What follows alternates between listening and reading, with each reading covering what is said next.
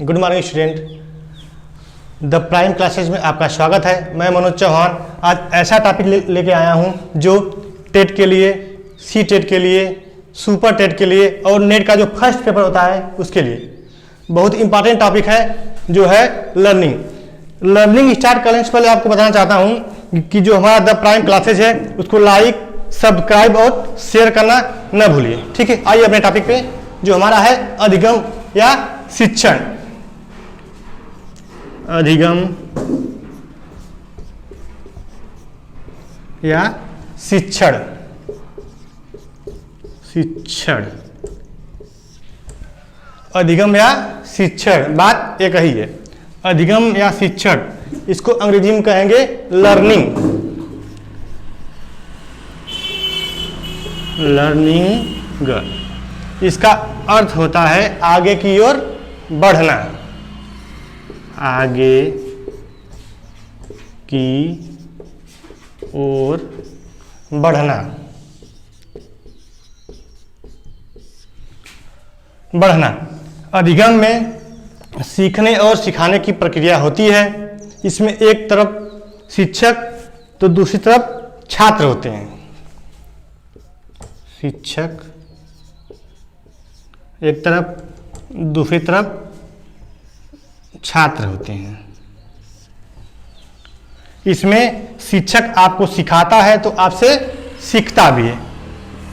जैसे आपने सिखाया तो आप भी इस छात्र से सीखेंगे। सीखने और सिखाने की प्रक्रिया होती है। जैसे एक तरफ शिक्षक है, दूसरी तरफ छात्र है। इसमें है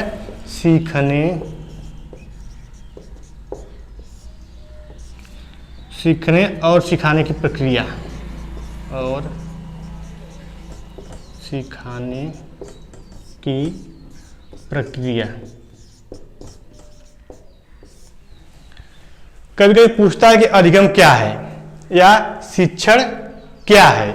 जान जाइए, अधिगम शिक्षण एक ही बात है।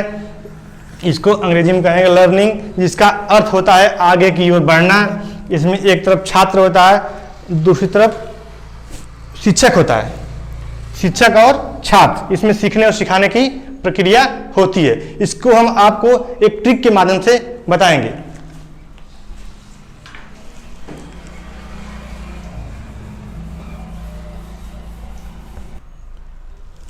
जो हमारा ट्रिक होगा वो हमारा एक सूत्र है जो हम बनाए हैं, KB स्क्वायर। इसको हम लिखते हैं पहले KB स्क्वायर मतलब B और B। K का मतलब होता है नॉलेज,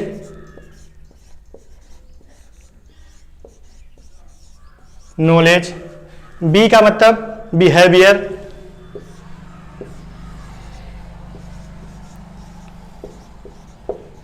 बिहेवियर। और एक B का मतलब बिलीव,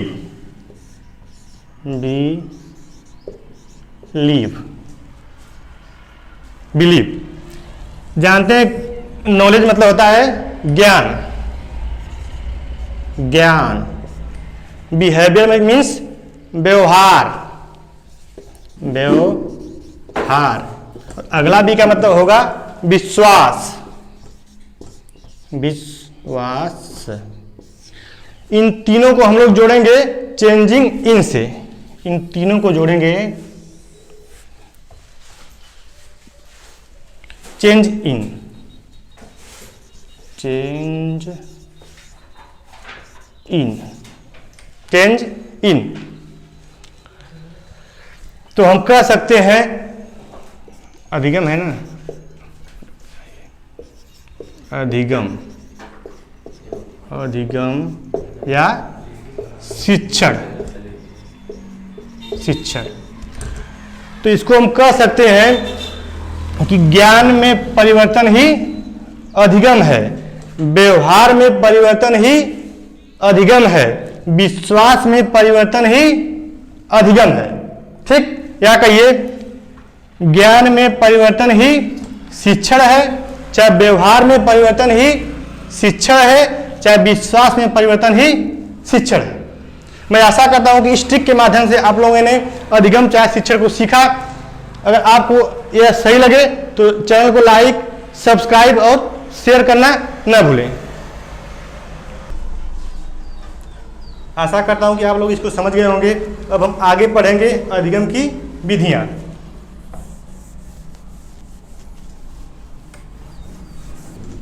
विधियां, अधिगम की विधियां।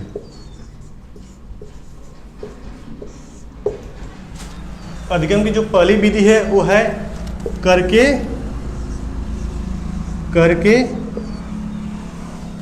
सीखना। इसके अंतर्गत बालक खुद करके सीखता है, जो ज्ञान अस्थाई होता है और अस्थाई के साथ साथ वो काफी लाभदायक भी होता है। ठीक है, तो करके सीखना पहली होगा। दूसरा निरीक्षण करके सीखना, निरीक्षण करके सीखना। निरीक्षण करके सीखना, इसमें एक क्लास है, मान लीजिए क्लास में 100 बच्चे हैं, तो अध्यापक क्या करेगा कि 100 बच्चों को 10 ग्रुप में बांट देगा। ठीक, निरीक्षण करके सीखना। निरीक्षण करके सीखना, इसमें बालक सक्रिय रूप से निरीक्षण करता है। जैसे कोई क्लास है, क्लास में 100 बच्चे चाहे 50 बच्चे, जितने बच्चे हैं उनको ग्रुप में अध्यापक बांट देगा। अगर 50 बच्चे हैं तो 5 ग्रुप में, हर ग्रुप में 10 बच्चे रहेंगे। ठीक है, सबको अलग अलग क्षेत्र दिया जाएगा। जैसे मान लीजिए विद्यालय पे हमें निरीक्षण करना है, तो विद्यालय पे निरीक्षण करना है तो एक ग्रुप को दिया जाएगा कि यहाँ की बैठक व्यवस्था कैसी है, एक ग्रुप को दिया जाएगा पानी पीने की व्यवस्था कैसी है, एक ग्रुप को लाइटिंग व्यवस्था, एक ग्रुप को टीचर व्यवस्था, टीचर कैसे पढ़ाते हैं। ठीक है, तो ये जो ज्ञान होता है निरीक्षण करके सीखना, ये अभी लगभग में अस्थायी होता है। इसमें केवल छात्र ही सक्रिय होते हैं, इसमें अध्यापक लगभग में निष्क्रिय होता है। ठीक है, बच्चे अपना अपना मैटर निरीक्षण करके लाएंगे, अध्यापक को देंगे। ठीक है, अध्यापक क्या करेगा, सबका निष्कर्ष निकाल देगा। ठीक है, जो अगली हमारी विधि है वो है वाद विवाद विधि। वाद विवाद विधि, वाद विवाद विधि। वाद विवाद विधि, इस विधि के अंतर्गत बालक और अध्यापक के बीच किसी प्रश्न पर वाद विवाद, मतलब छात्र अध्यापक से प्रश्न पूछता है, अध्यापक उसका जवाब देता है। ठीक है, अगला जो विधि हमारी है वो है अनुकरण विधि। अनुकरण विधि, इस विधि के अंतर्गत बालक अध्यापक की बातों को सुनकर सीखता है, मतलब अध्यापक की बातों का अनुकरण करता है और सीखता है। ठीक है, इसी के साथ हमारा जो अधिगम की विधियां वो समाप्त हुई। और एक बार फिर कहना चाहते हैं कि जो हमारा द प्राइम क्लासेज है उसको लाइक, सब्सक्राइब और शेयर करिए, और जो घंटी है उसको दबाना ना भूलिए। ठीक है।